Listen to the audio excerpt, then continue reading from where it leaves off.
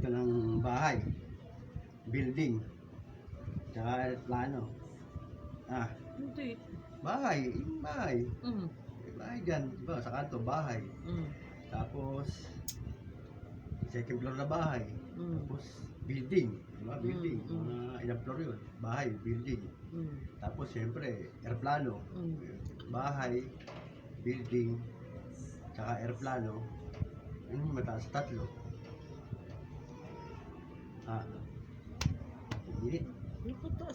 Nasa taas na yung aeroplano eh. Ano nga yung basta sa tatlo? Yung bahay ba, building, o aeroplano? Aeroplano. Bakit? Nasa taas na siya eh. Hindi. Alam mo nga naman mataas tatlo? Ano? 4. Gago ko. Iniisip ko pa eh. Ha? Gago. Baliw ang puta.